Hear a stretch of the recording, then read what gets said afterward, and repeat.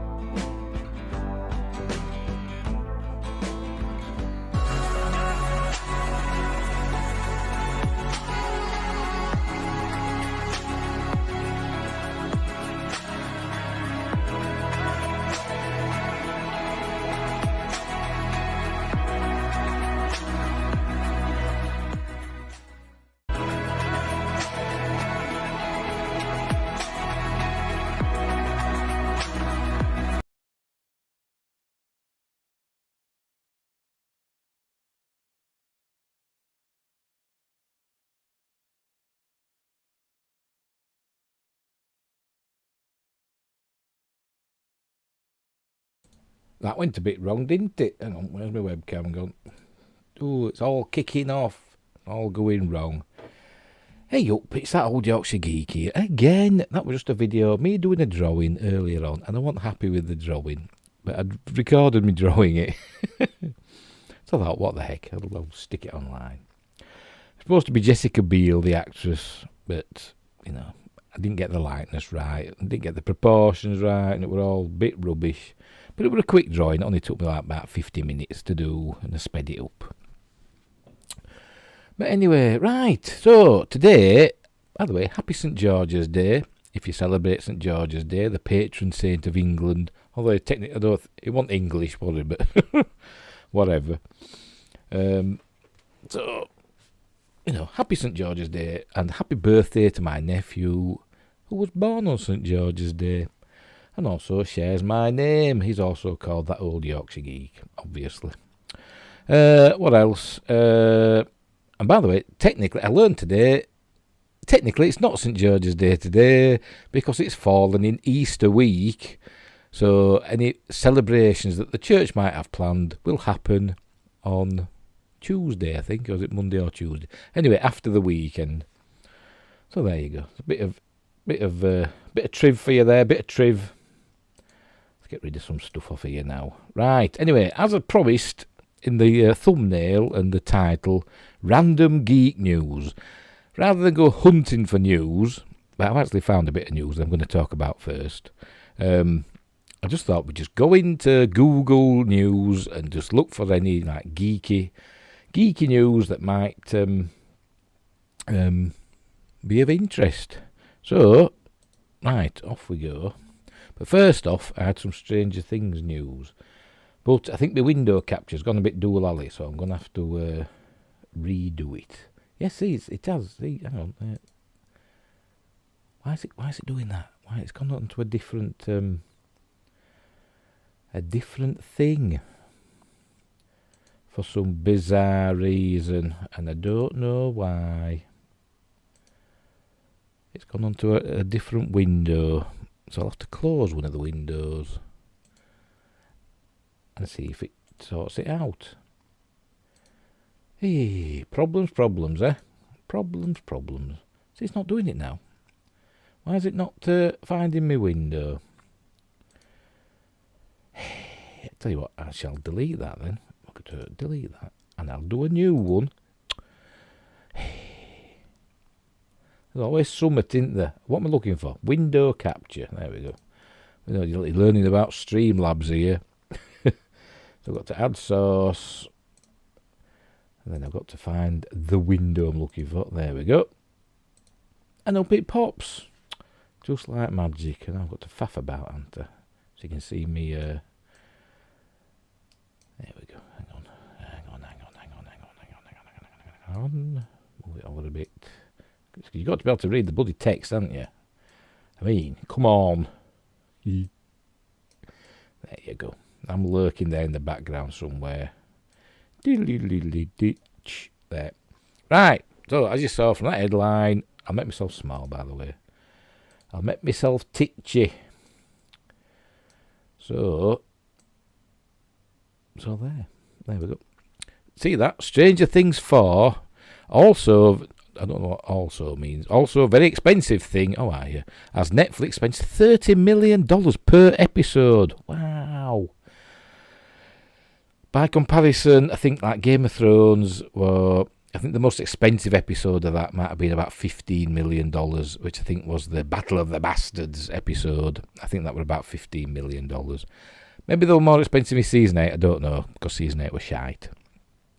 Anyway, that's one whopper of a 1980s shopping spree at Hawkins Starcourt Mall. And there's the some of them. Thanks to an ensemble celebrity cast and lavish location shoots that can take over an entire mall, Stranger Things has always had the feel of a big-budget Steven Spielberg-inspired show. True. But the Hawkins Arcade would need to collect more than just a truckload of quarters to cover the eye-popping cost of the series' long-awaited fourth season. I'm going to burp. That's all right, because I'm on Pepsi Max, so I should have just got water. Or I could blame my tablets again. A recent report at the Wall Street Journal reveals that Netflix is turning its wallet upside down and inside out to bring Stranger Things 4 to life. spending an average of $30 million on each of the smash hit series' 9 new episodes. That far eclipses the princely $13 million per episode sum commanded by season 4 of The Crown, the previously reported most expensive show in the streamer's original series lineup. That's when I've never seen The Crown. Why is The Crown $13 million an episode? If you've seen it, tell me why. I don't know, because I've never sat and watched it. For additional comparison, here we go, that's roughly double the reported $15 million per episode layout that HBO made for Game of Thrones' fiery Season 8 finale back in 2019. But as I said, I think the Battle of the Bastards episode also cost that. It might have been even more. Like Game of Thrones, though, Stranger Things stands out as a tentpole series for its home platform, so there's a certain logic in raiding the couch cushions to use up every spare dime. I hope my little alien isn't putting you off there. He's looking after me Starfleet badge and me ring of power. Tinkle, tinkle.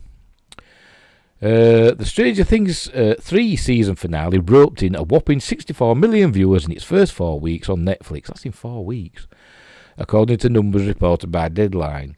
Cast members already have been teasing the new season's bigger and scarier vibe, with Finn Wolfhard, Mike, recently comparing the 4th season to the Harry Potter film franchise's progressive shift towards a more epically dark fantasy feel. Yeah, but I bet he just looks exactly the same, Finn Wolfhard. He never changes, does he? He's becoming the, I forgot his name now. Him from Social Network and Zombieland.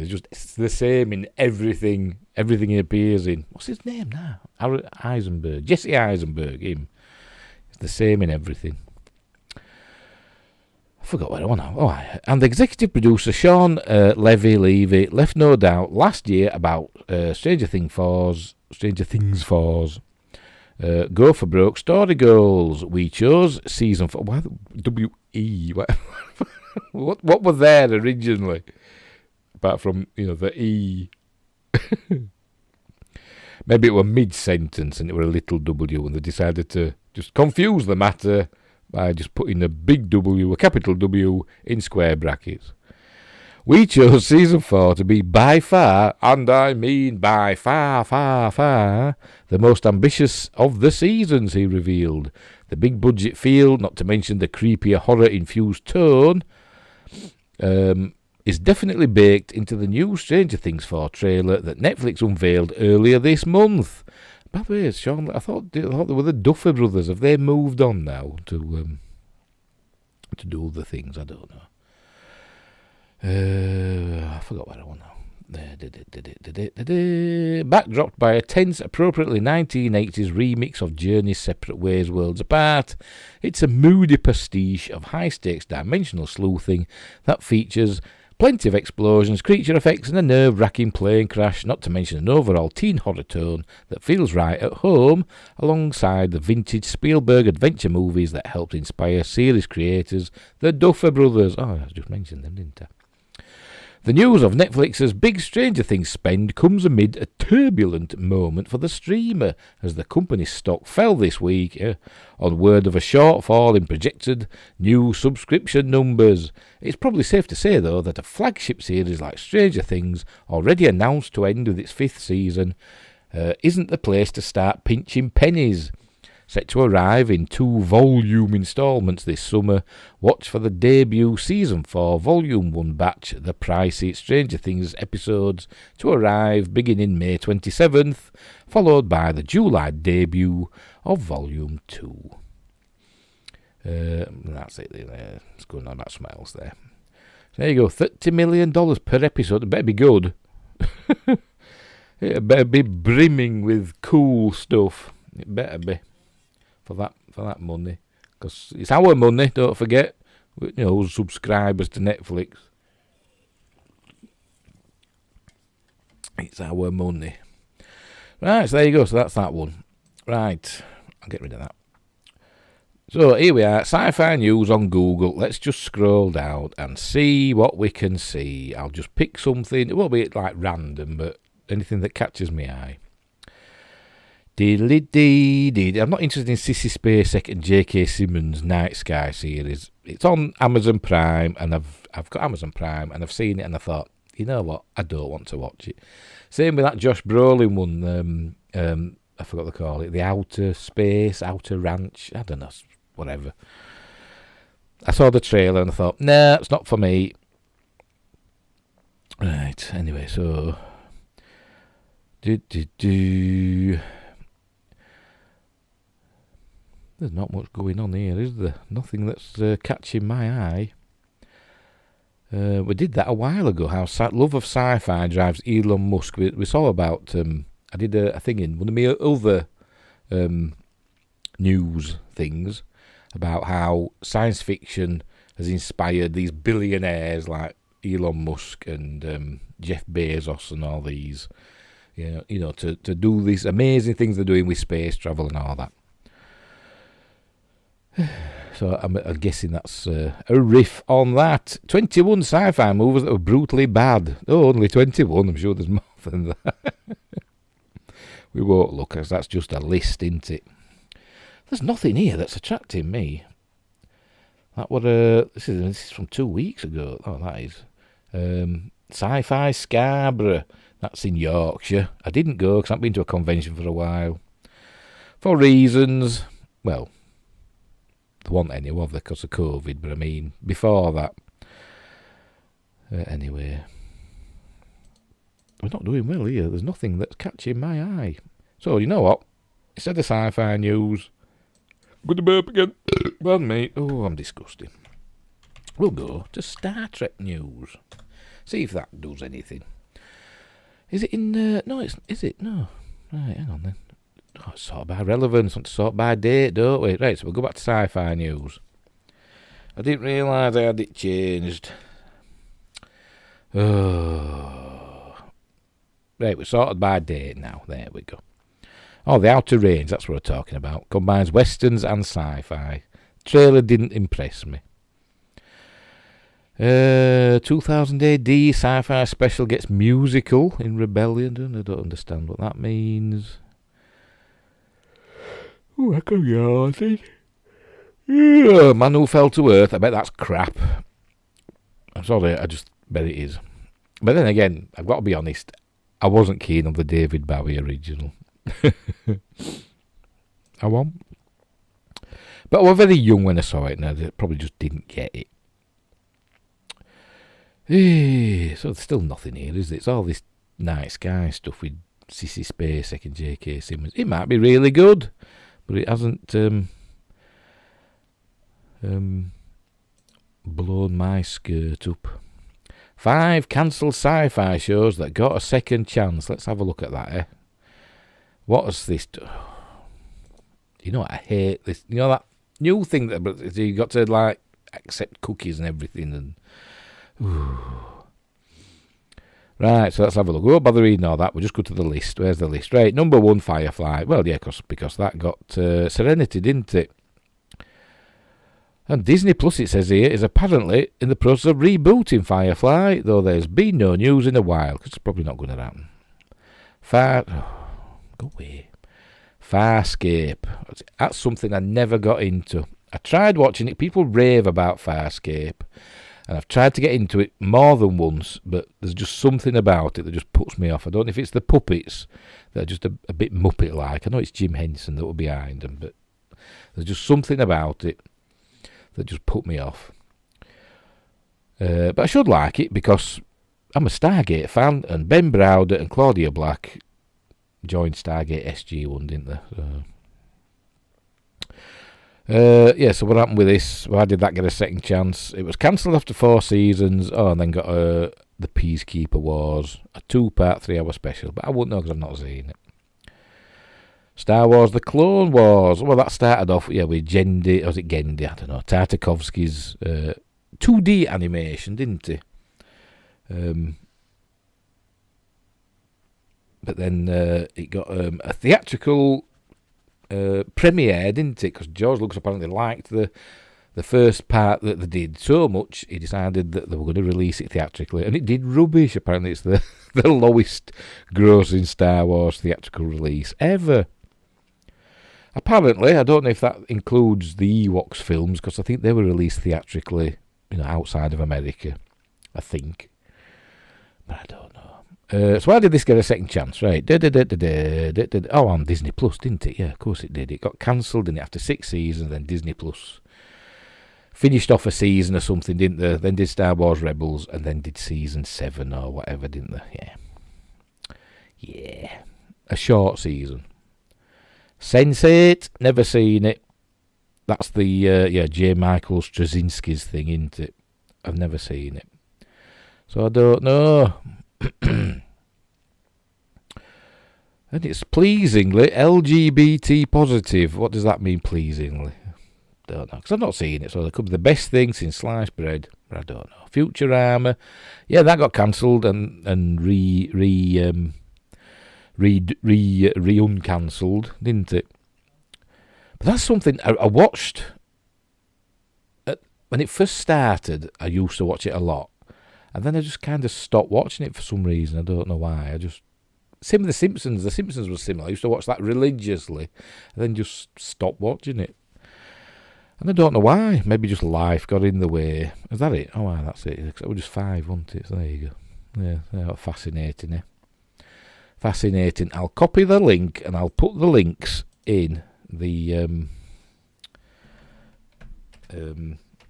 description if anybody watches this after the fact, after the live stream has ended, they can still follow the links that we do.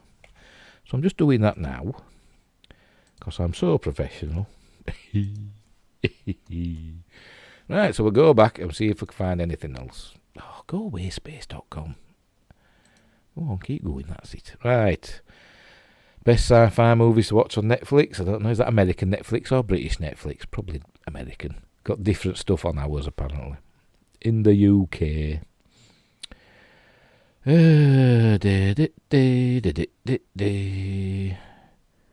Lightyear. I'm not looking forward to that, to be honest. I don't understand. Maybe I'm just thick.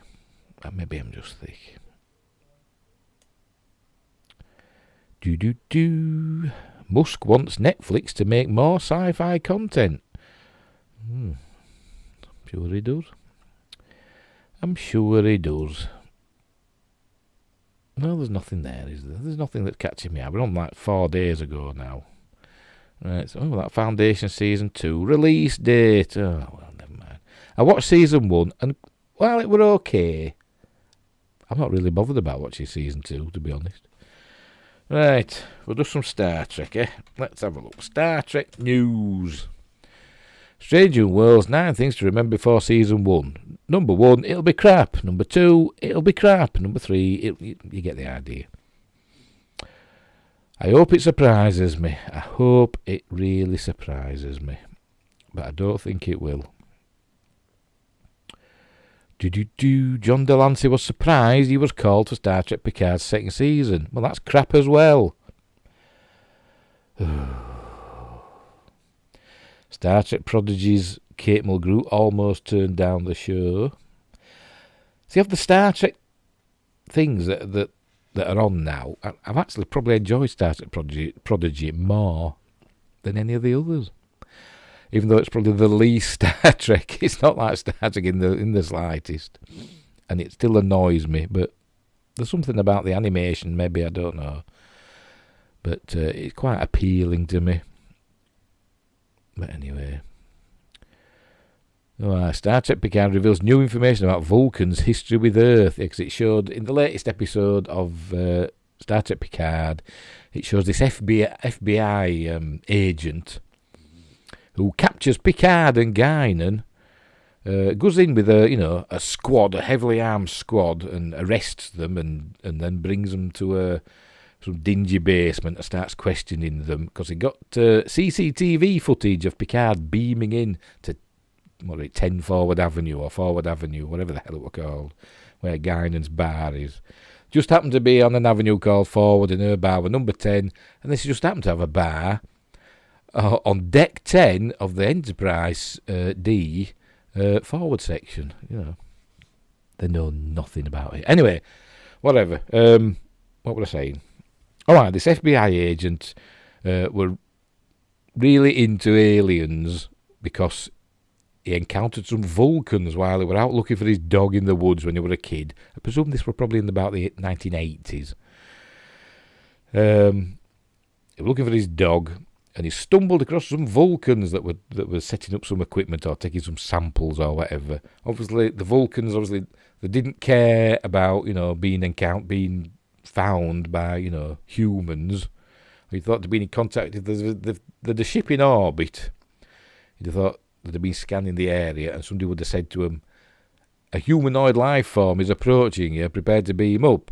And they'd have gone before he, got there. But no, he just stumbled across them, and he went running off, and then one of them caught up to him somehow, tried to mind meld with him, which has been pointed out, I can't remember by whom.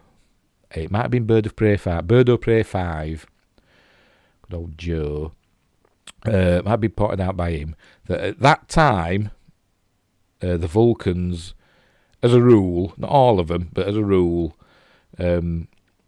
didn't practice mind melds. It was seen as like a taboo thing.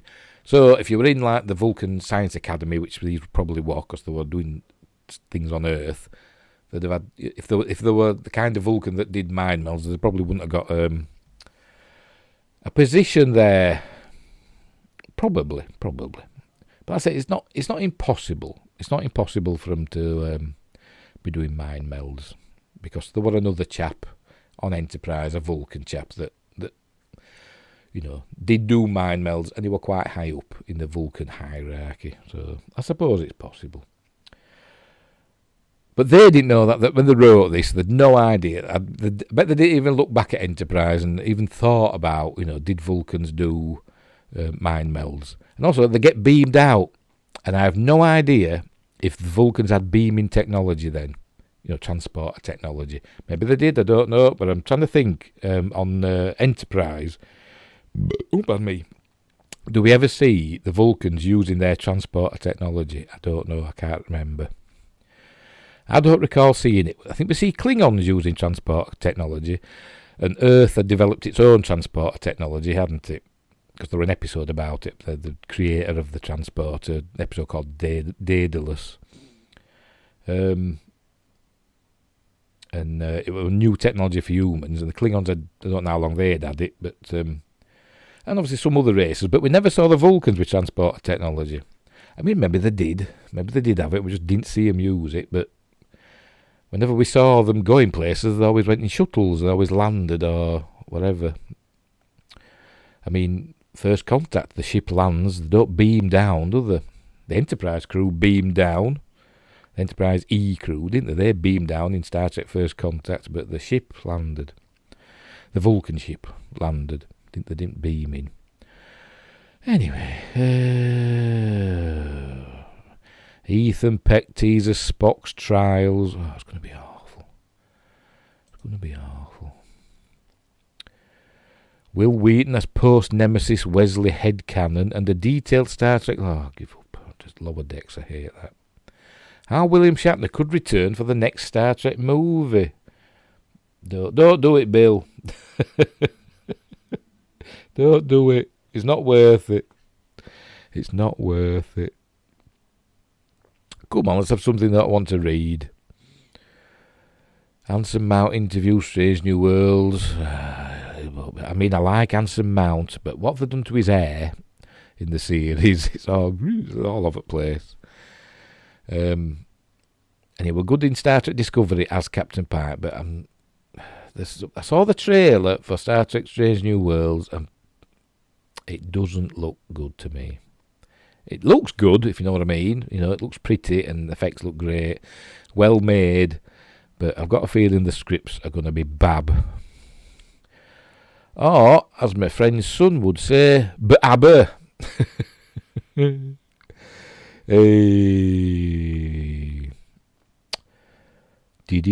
will good, yeah. Star Trek Next Generation gets a animated series makeover. Let's have a look at this, see if this plays it. See, it shows the Borg.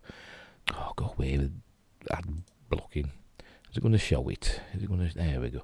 You know what? We'll play it. I hope we don't get a thingamabob, a copyright strike. There we go. I press play. If you haven't seen this, it's cool.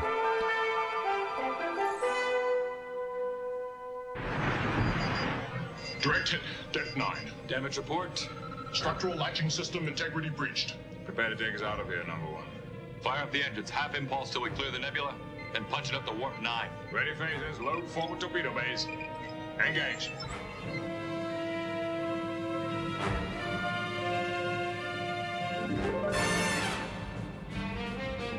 Warp tractor beam is attempting to lock on. Fired well. Continue rotating shield frequency. Shields failing. Tractor beam has locked on.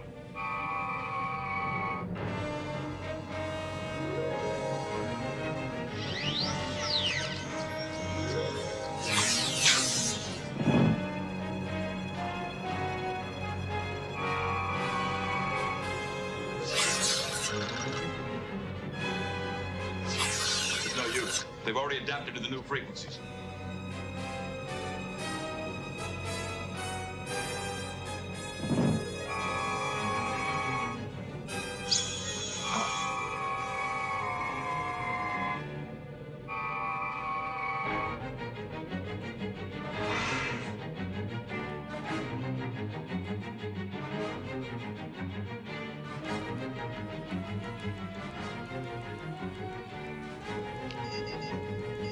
Borg ship is disengaging, leaving at warp speed.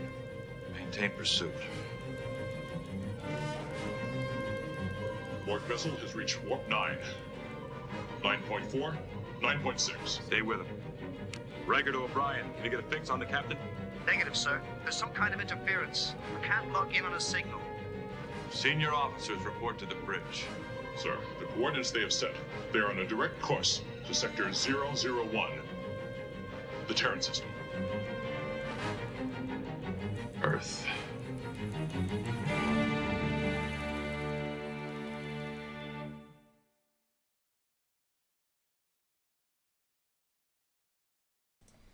That's cool, isn't it? That's proper Star Trek, is that? I love the animated series, and that were really well done. Just like the animated series. Great stuff.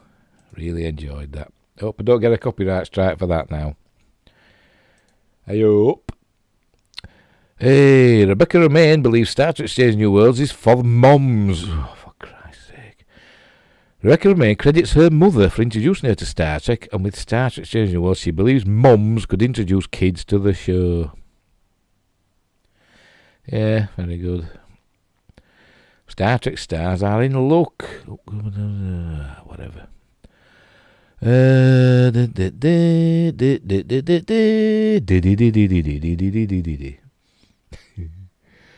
Patrick Stewart's wife, Sunny Ozel, cameos on Star Trek Picard, and it's in episode 7, because it's Patrick Stewart's vanity project. Is Star Trek Picard. He's got like some form of creative control, hasn't he? So he's injected his own ideas into the series. You know, his about his torrid upbringing, and so he's had his wife appearing, singing songs from her new album. And she's very young, isn't she? She's very, you know, what first attracted you to the millionaire Patrick Stewart? 89-year-old Patrick Stewart. I don't know how old he is. He's probably got a really big willy and lots of money. And apparently his daughter was in an episode as well. I don't know who she played, but somebody told me. Hey, on Star Trek Picard, everyone's really bad at their jobs. Not in the best possible way. Strange New World Star Teasers number 1's big secret. Right then, let's see what that says. Oh, I forgot to do. I'll do it in a minute. Try and remember to do it. I forgot to save the website thing, the link for the animated Star Trek one. Search on YouTube for animated TNG. Pardon me. Star Trek Strange New World Star Teasers number 1's big secret, right? And there she is. She's lovely though, isn't she? She was nice as what they call it, in X-Men, you know, blue. Oh. My stupid brain. As soon as that camera goes on there, my brain just it like lifts up the lid, and just buggers off. Mystique, yes, Mystique, played Mystique, and when she appeared, you know, as herself, I think it was in X-Men Last Stand, wasn't it? She appeared as herself, didn't she? Or was it X-Men 2? Whatever. Very, very nice. Very nice. Anyway, Star Trek Strange New Worlds star Rebecca Romaine teases number one's big secret. Long before Will Riker became number one, to Jean-Luc Picard, Enterprise officer Una Chin Riley carried the honourable designation behind Captain Christopher Pike. Unfortunately, Majel Barrett's female bridge officer was dropped after her sole appearance in Star Trek, the original series pilot episode The Cage, which went on to be in the two-part episode The Menagerie. But the original number one would thankfully not be forgotten after her all-too-brief appearance in the very first Star Trek series. Indeed, when Star Trek Discovery introduced crew members from the Enterprise in Season 2, Romaine's new Una Chin Riley was there for the ride alongside Anson Mount's Captain Christopher Pike and Ethan Peck's Mr. Spock. Now, Romaine will reprise the role of number one. I keep meaning to say reprise, but it always comes out as reprise, whatever. Reprise the role of number one as Pike and Spock's Enterprise launches on a new series of missions in the upcoming Star Trek Strange New Worlds. While number one is certainly someone Star Trek fans are familiar with from universe lore. Hang on, have I made a mess of this? Oh, no, it's there. No, you can see it. That's all right. Just making sure you can see the writing. From universe lore, she's not a character whose backstory has been filled in very much. Suffice it to say, everyone is about to learn a lot more about Una Chin Riley. Is it Una or Una? Whatever. As she joins the Enterprise crew in Strange New World Season 1, when she spoke exclusively to Screen Rant, exclusively, Romaine was asked which fact about number one she was most excited for people to learn, and teased something important that for now has to remain under wraps. And here's what she had to say. There we go. Hang on, I'll just adjust this. Move that down a bit. There we go. Because it's there we go. There. Sorry about that. I had my screen a bit too high up, didn't I? I would say it's the secret, in quotes, secret, which of course I can't get into. I'm not allowed to, but I would say it's the secret because there's a lot of shame. Oh. No one loves Starfleet more than Una. No one loves the stars more than Una. And she knows that with this secret she's breaking a pretty major rule. It's going to be something terrible, isn't it? You know, rubbish. But there's a lot of shame there because she's defying the organisation she loves the most. But the secret that she's harbouring, she's not ashamed of. She's proud of it. It just doesn't fly with Starfleet. Literally. I wonder what it's going to be. It's going to be something. It's going to be something shit. Getting angry now. Oh God, I hated that episode. That short. When they were in the table and they ended up singing. Oh. I hate Star Trek. Modern Star Klutzman Trek. It's pigging awful. Makes me bloody sick. It was already teased in a recent trailer that when we meet her in Strange New Worlds Season 1, Una has only recently been promoted to her bridge officer position. What? But in Discovery, which was set before this, she were already number one.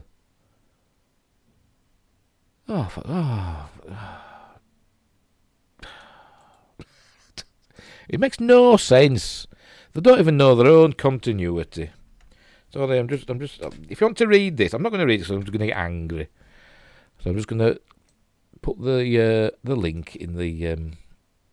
I'll put it in the description when I've done. When I've done here, put it in the pigging description. It's doing me head. It's getting me angry. I hate Star Trek now. Makes me sick. Getting angry. Right, well on then. Oh my. Star Trek's William Shatner just wished George Takei happy birthday. Oh, that's 2 days ago. Let's have a read. Bit of gossip, eh? Cinema blend. Oh my. Star Trek's William Shatner just wished George Takei happy birthday. Is this the start of something good? The science fiction world has its fair share of feuds between notable names, though few, I think, are as legendary as the one between William Shatner and George Takei. I used to like George Takei, but he's turned into an arsehole. Yeah, he has, though, you know. The two actors from Star Trek, the original series, have often feuded throughout their careers, and there's been a sense they may never reconcile. However, Shatner has now publicly tweeted a birthday message to Takei. A little under a month after William Shatner celebrated his own birthday, he decided to play nice and wish George Takei a happy 85th birthday. Check out what Shatner shared on Twitter, or maybe an assistant did this on his behalf, probably, below, and wonder, along with many Star Trek fans, if this marks the reconciliation between the two and the start of a beautiful friendship. At George Takei, happy birthday, George, from the official William Shatner Twitter. Did George reply, though? Let's see. Let's read on. The tweet at least hints the two are hanging out together for some birthday celebration, considering there's no picture and he's posting the message on Twitter, though I doubt anyone would see William Shatner and George Takei together unless they were watching Star Trek the original series or one of the follow-up movies with their Paramount Plus subscription. Pardon me. To see William Shatner wish his former co-star a happy birthday now is strange, especially since it wasn't that long ago Takei took a jab at Shatner's fitness following the latter's space journey. For anyone wondering if this is an olive branch being extended by William Shatner for peace, that's up for debate. In fact, I dug up another instance in which Shatner sent out a birthday tweet for George Takei in 2020, so this has happened before. And there's a tweet, happy birthday George, I hope you are safe and well. Months after that prior message, William Shatner caused George Takei jealous after responding to a claim Takei made about Shatner's alleged feud with Leonard Nimoy. So while there are the occasional niceties shared by both men over the years, there's also a lot of drama. For anyone hoping this is the start of the two putting their long feud to rest, I wouldn't get optimistic. Takei did post about his birthday, but as of this writing, he didn't mention Shatner. And let's have a look. There it says, Today is my 85th birthday. Thank you. What's that? Thank you for so many well wishes. Tonight I'm celebrating with a birthday dinner in beautiful Salt Lake City with my niece Akimi and her husband David. And tomorrow I speak at the University of Utah Muse Project. George Takei isn't the only Star Trek person who allegedly had issues with William Shatner over the years. Shatner recently expressed frustration after learning about Will Wheaton. Will Wheaton. That's one of my favourite videos. You've got to see it. Look it up on YouTube. Family Guy, Will Wheaton. Including a past encounter where Shatner was rude to the young actor in his new book. Well, Will Wheaton's just a dickhead, isn't he? A lot of the Star Trek actors are knobheads. They are. A lot of them are. I mean, we grew up with them and we loved them, and then as they've got older, they've just turned into arseholes. They have. It's also speculated that Leonard Nimoy and Shatner did have their differences later in life, though Cinema Blend learned from the Nimoy family in 2021 that Shatner was a big supporter in maintaining Nimoy's legacy. At the end of the day, no person is perfect and people can change. It's also true that some relationships can be complex, and that definitely seems to be the case when talking about George Takei and William Shatner. There we go, that's it. But yeah, well, William Shatner was the star of Star Trek, the original series. He was the star. His name was first up. William Shatner. He was the captain of the ship. And for all intents and purposes, the other crew, apart from Leonard Nimoy, because his name was second, it was William Shatner and Leonard Nimoy, and I think from season 2 or was it season 3, DeForest Kelly got his name, the opening credits. Everybody else were relegated to the end credits if they were there at all, because they didn't have everybody, did they, in the end credit listings. And basically all the other actors were essentially, well, William Shatner described it, they were day players, weren't they? Just turned up every few episodes maybe, and go away. And that was it. But William Shatner, he was the star of the show, and so he should have been treated differently to the others. He deserved, he was the star, so he deserved, more lines, probably more screen time, because he was the star of the show, and that's all there is to it. Tell me I'm wrong. Tell me I'm wrong. Right, that's enough Star Trek, innit? Let's try some Star Wars news. See if anything's happened in the world of Star Wars. So I say, in that galaxy far, far away, drinking game. Hey, I'll burp in a minute. Star Wars 10 things you didn't know about the Ring of Kafrene. I don't know about it. It was in Rogue One, wasn't it? It was an interesting concept. It was like a structure built between 2 asteroids, wasn't it? But I'm not reading it because I can't be bothered. Darth Vader's tragic origin is nothing compared to Darth Zanner. No idea. Star Wars Force Unleashed Starkiller was almost Darth Icky. Are they serious? The developer for Star Wars, The Force Unleashed, wanted Starkiller to have a Sith title, and George Lucas suggested Darth Icky and Darth Insanius.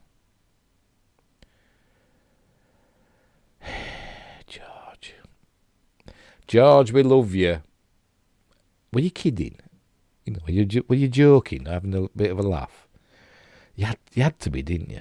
You had to. Even George Lucas isn't that much of an idiot.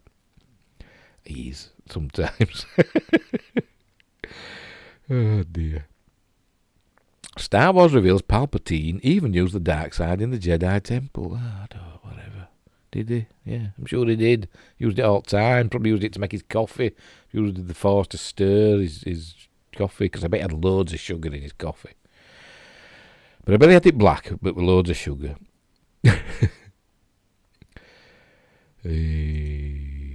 See how I skipped over that, bit of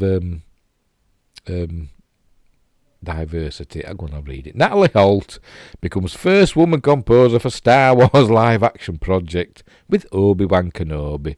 Becoming the first woman to score a live-action Star Wars project, British music composer Natalie Holt will be composing the score for Disney Plus's new series Obi-Wan Kenobi. So, well done, Natalie Holt. Next.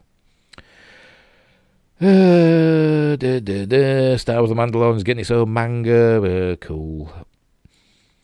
Obi-Wan Kenobi theory. What if a fight between Vader and Obi-Wan is just a dream? Well, we'll see, won't we? May the 27th be with you is coming. That's when it's going to be on, isn't it? So we'll see, won't we? Not long to go. A month and a bit. Star Wars celebrates Clone Wars official watch order chronological. Well, yeah. That baffled me, did that. Clone Wars originally started, I think, like for first maybe 2 or 3 seasons. The episodes seemed to be all over the place. They were not in chronological order. So you sometimes wondered, when is this happening? So the Star Wars Twitter account has shared an article that lists... Oh, God, I'm getting all snotty in my nose. That lists Star Wars, the Clone Wars episodes chronologically. So if you want to look for that, I'll go to that. And I'll see if I can find the list, and I'll put it in the description. Where is it? Oh, well, they've put it there. So I'll just share this. So there you go. So see, season 2, episode 16 is the very first chronological episode. That's season 2. Pardon me. So I will stick this in the in the description, and then you can go and watch Clone Wars in chronological order if you want to. If that is if that's the bag you're into. What's happened here now? There we go. Do. Go away, the direct. There we go. Next, Splinter of the Mind's Eye. Loved that book. Probably my favourite Star Wars book, and it was the first after the I think it was the first after the official novelisation. It said written by George Lucas. It wasn't. It was written by Alan Dean Foster. And Splinter of the Mind's Eye was written by Alan Dean Foster. Has he been paid for it yet by Disney?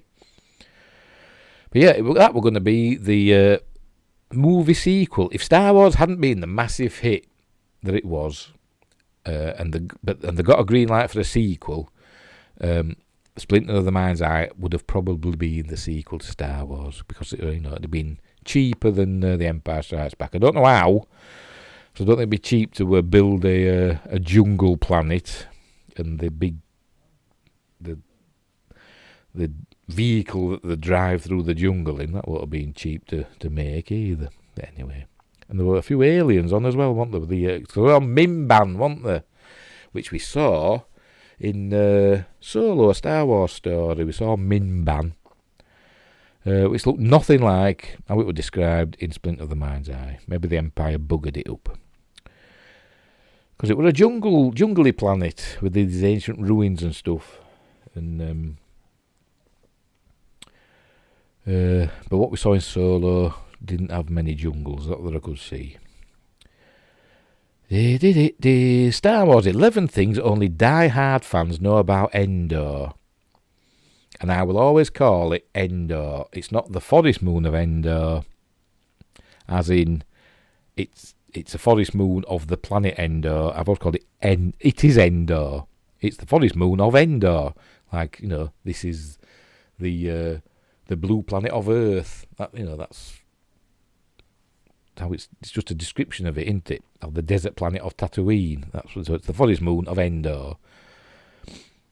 And whatever planet it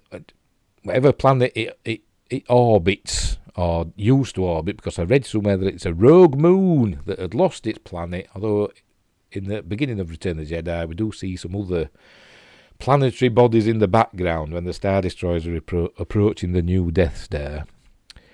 But yeah, I always called it Endor, because the Ewoks film, The Battle for Endor, wasn't the battle for the forest moon of Endor, was it? Because it were on Endor. But anyway, I'm not going to read that, I can't be bothered. I'm just ranting about Endor. Fight me.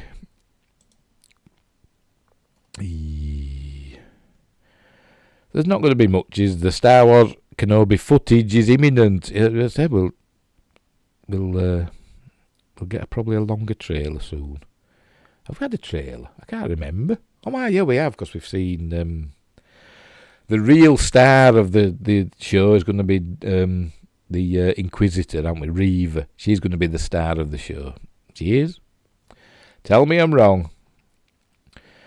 Right, so we'll look some Doctor Who news next, because that's been in the news, hasn't it? What you've got to do here with Doctor Who is you've got to put it in quotes. Because if you don't, you get all that, Doctor Who did illegal surgery or stuff like that, instead of Doctor Who. We might still get some Doctor Who, did illegal surgery, but anyway. Doctor Who Joe Martin's fugitive doctor, don't want to know. Doctor Who announced new audiobooks. Doctor Who, blah, blah, blah. Oh, they're getting an audiobook with with I've got to admit, I didn't watch the Timeless Children, Timeless Child, I don't know, because I didn't watch it, because I dropped out part way through Jodie's first season. No, I'm lying, I dropped out, I think, part way through Capaldi's last season, and I was curious to see how Jodie did, and I think I watched the first few episodes, first few adventures that she had, and then I dropped out because it was just rubbish. I didn't like it because I'm mangy. That's a Yorkshire word, mangy. It's time for Russell T Davies to go full regeneration on Doctor Who. Let's have a look, see what he's saying here. Doctor Who, can you see? What are you doing? Oh, it's these bloody things. You can't read that, look. I hate these things. We partners ask for your consent. This bloody EU thing.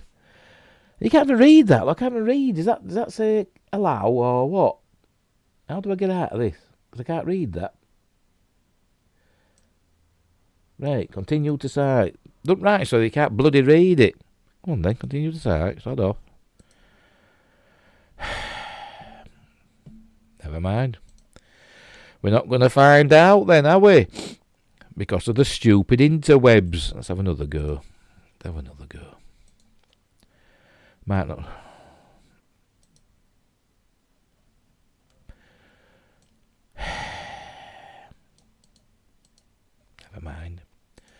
Never mind, because the internet shit now. What's this? Jodie Whittaker's Doctor Who replacement favourite faces competition from Lydia West. Well, I thought David Tennant was the favourite. Let's have a look. Have a start at down here. The race is on to find the newest star to take over the coveted role of Doctor Who. Well, of the Doctor in Doctor Who. Jodie Whittaker only has a few more outings before she officially leaves. A few more? She won. When is this from? It's from today. Well, fair enough. Is it this year? Yes. Written by an idiot. Jodie Whittaker only has one more outing before she officially leaves the TARDIS and its motley crew. According to the leading bookmaker Coral, she could be replaced by another female Doctor. Jodie made history as the first woman to helm the role by becoming the 13th Doctor back in 2017. Technically, I think Joanna Lumley was the first in that comedy special, but she don't count. And it looks like she might not be the last to do so. There's a video playing there, isn't there? Shall I get rid of that? Yeah, I don't think you could see it anyway. The long-running BBC sci-fi show is getting close to its 60th anniversary next year, which has caused many fans to guess that some of the show's previous Doctors may make some form of a comeback. Well, they always do a multi-Doctor special, don't they, for an anniversary. Either in the last outings of this season or next year. It'll be next year sometime. Until recently, former Time Lord David Tennant has been a leading name to return. However, another star is climbing the ladder to appear after the regeneration. Bookies Coral has revealed that It's a Sin's actress Lydia West is becoming a fan favourite with her odds slashed in half to 2-1 from 4-1. I don't think they'll do another female Doctor. I think they'll go either for David Tennant or we'll have like a non-binary Doctor or a major whatever it is these days, LGBTQ, whatever, one of them. Oh, I sounded really homophobe then. I do apologise, but you know what I mean. She'll have somebody from that community, or somebody non-binary, or transgender, or something along those lines. It won't be a white male actor. Anyway, the 28-year-old has appeared in popular shows such as Years and Years and Apple TV Plus's Suspicion and has many credentials to back her up, taking on such an iconic role. Anyway, they're going on to say, Coral's saying it's going to be a 2-horse race for the role between David Tennant and Lydia West. I think they already know it's going to be. Pardon me. They'll have decided already, will Russell T Davies.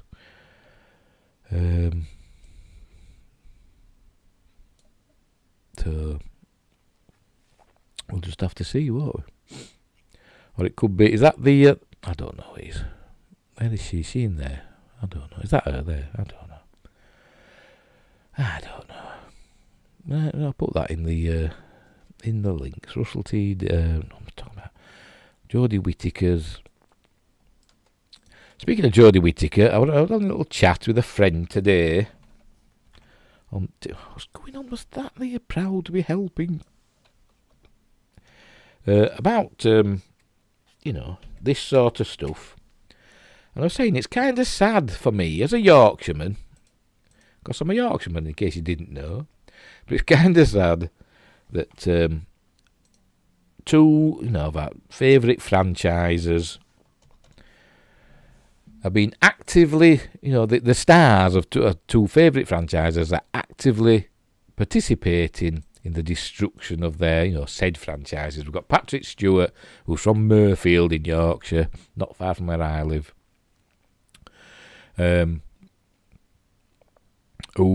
He's killed his character, hasn't he? Killed off Picard at the end of season 1, and now he's a robot. So he's killed his character and changed him into something that, something different. And Jodie Whittaker, she's participated in the destruction of, Doctor Who, the massive, retcon of, the Timeless Children, where William Hartnell wasn't the first Doctor Who. He was the first not Doctor Who, he was the first Doctor. Who went to, through a childhood and grew up with the Master as a friend and all that. But no.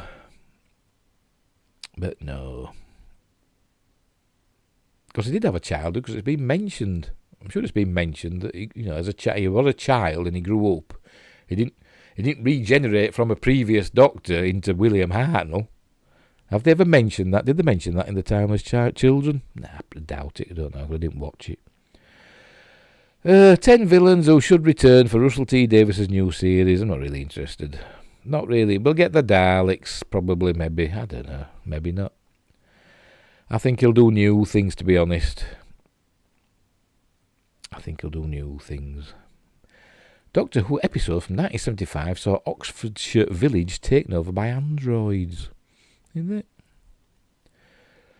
When I saw that, I thought they were going to do that episode, I thought they were called Demons. Were it called Demons? But spelled, A-E, Demons, or whatever. That one. Was that a John Pertwee one? I can't remember now. Anyway, whatever. Maybe not. The real reason William Hartnell left Doctor Who. I don't know. He wasn't that old either, was he? He looks like he's a doddery old bugger, doesn't he? But he wasn't actually that old, was he? But people aged quicker back in the olden days. Yes, that's enough of that. That's enough of that. And you know what? We'll call it a draw at that. We've had Star Trek and Star Wars and Doctor Who. Ooh, what have we done there? Yeah, so we'll get rid of it. Right. So, what have I done? Make myself big again. And we'll call it a draw. We've been on for an hour. That's long enough for my stupid voice.